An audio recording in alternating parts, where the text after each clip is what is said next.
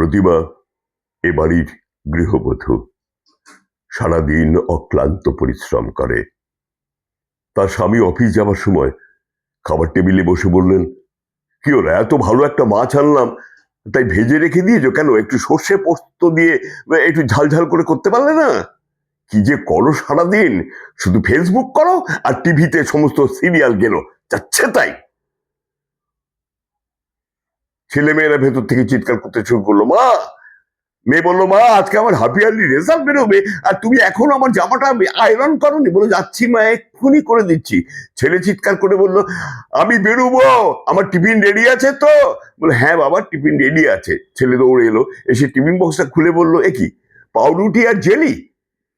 তোমাকে আমি বারবার বলেছিলাম না একটুখানি এগ চাউ করে দেবে? কাল করে দেবো বাবা, আজকে সময় পাইনি। কি যে করো তুমি, সারাদিন তো টিভিতে সিরিয়াল গেল আর ওই মোবাইল খুলে ফেসবুক করো যাচ্ছে তাই, বলে চলে গেল।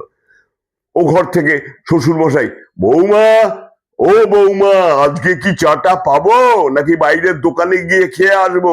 যাচ্ছি যাচ্ছি বাবা, এক্ষুনি যাচ্ছে। ও তড়িঘড়ি রান্নাঘরে গিয়ে কেটলি থেকে কাপে চা ঢালতে গিয়ে হাতটা গেল পুড়ে। ওই অবস্থায় দিল দৌড় গিয়ে শ্বশুরের হাত কাছে চায়ের কাপটা দিল, দিয়ে বললো যে, এই নিন বাবা, এই নিন আপনার চা। শাশুড়ি পাশের ঘর থেকে চিৎকার করে বলল, বৌমা, আজকে কি আমার বাতের তেলটা পাওয়া যাবে? মালিশটা কি আমাকেই করতে হবে নাকি তুমি আসবে? আমি এক্ষুনি যাচ্ছি মা, এক্ষুনি যাচ্ছি। বলে তাড়াতাড়ি বাটিতে তেল গরম করে নিয়ে হাতের নিজের পোড়ার কথাটা বেমালুম ভুলে গেল। নিয়ে গিয়ে শাশুড়ি পায়ে বেশ ভালো করে মালিশ টালিশ করে টরে দিল। যাই হোক, এইভাবে তো দুপুরটা কাটলো। খানিকক্ষণ পরে দেখলো, মানে বিকেলের দিকে দেখলো যে তার স্বামী মেয়েকে নিয়ে ফিরছে বাড়িতে। দুজনের মুখ খুব গম্ভীর। বুঝলাম, ও বুঝে গেল যে ঘটনাটা কি। ঘরে এসে দরজা বন্ধ করে স্বামী চিৎকার করতে শুরু করলো, মাকে পই পই করে বলেছিলাম যে আমাকে একটা চাকুরিজীবী মেয়ের সঙ্গে বিয়ে দাও, যে একটু ভালো লেখা পড়া জানে। তা মা তো শুনলো না, মা তো তোমার সঙ্গে আমাকে গছিয়ে দিল। আজকে আজকে মেয়ের প্রিন্সিপাল আমাকে যা মুখে এসছে তাই বলেছে, ফেল করেছে। ফেল পারো না? মেয়েটাকে নিয়ে একটু পড়াতে পারো না? কি করো সারাদিন? খালি টিভি সিরিয়াল আর ফেসবুক এই করে বেড়াও নাকি? কোনো জবাব দিল না। রাত্রিবেলা সবাই খাওয়া দাওয়া হয়ে গেলে ও বেসিনে বাসনগুলো নিয়ে গিয়ে মাজলো। বাসন টাসন মেজে সবাই দেখলো ঘুমিয়ে পড়েছে। ও গালে হাত দিয়ে বসে বসে ভাবছে,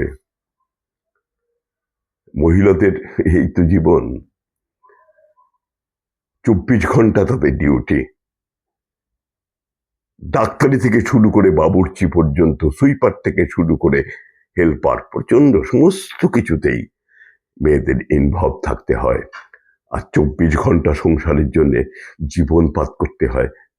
কিন্তু বিনিময়ে কেউ পে করে না।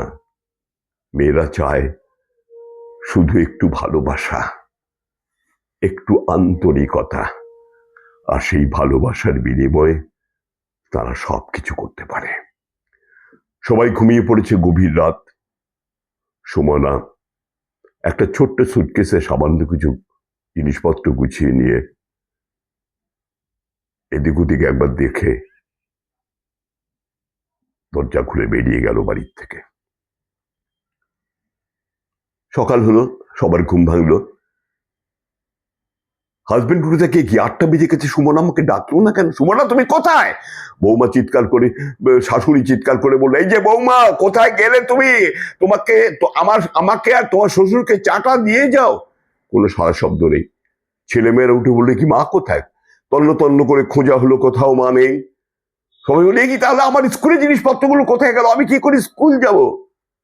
1 দিন, 2 দিন, 3 দিন, 4 দিন, 5 দিন, 7 দিন সমস্ত জায়গায় খোঁজ খবর করা হলো, কিন্তু সুমনার কোনো খোঁজ পাওয়া গেল না। সুমনা হারিয়ে গেল, অন্ধকার রাতের মতো হারিয়ে গেল, আর কখনো ফিরবে না, কখনো না। এদিকে হাজব্যান্ড সুবীর বাবু, সুবীরই ধরি, সুমনার হাজব্যান্ড, গালে হাত দিয়ে সুমনার অভাব বুঝতে পারছে। ও ভাবছে, কি করব আমরা এখন? মা এসে বলল, এত বড় সংসার আমি কি করে একা সামলাবো বল দেখিনি। গালে হাত দিয়ে ভাবতে শুরু করলো, আবার কখনো কোনো দিন যদি সুমনার দেখা পাই, তাহলে ওর হাত দুটো ধরে ক্ষমা চেয়ে নেব। বলবো বলবো সুমনা, আমি ভুল করেছি। একজন রমণী সংসারের জন্য কি যে করে আর কি যে না করে আমি বুঝতে পারিনি। তুমি আমায় ক্ষমা করো, আমি অন্যায় করেছি সুমনা, আমি আমি অন্যায় করেছি।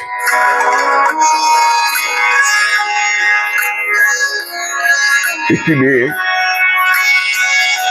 তার জীবনটা শেষ করে দেয়, তার কোনো মাইনে নেই, বিনে পয়সার চাকর, সংসারের জন্য সবকিছু করে, তারপরেও তাকে মুখ শুনতে হয়, তাকে কথা শুনতে হয় সকলের কাছে। এই তো জীবন। সে কি চায়? শুধু একটু ভালোবাসা, একটু ভালোবাসা। আর তো কিচ্ছু নয়, আর তো কিচ্ছু নয়, আর তো কিচ্ছু নয়।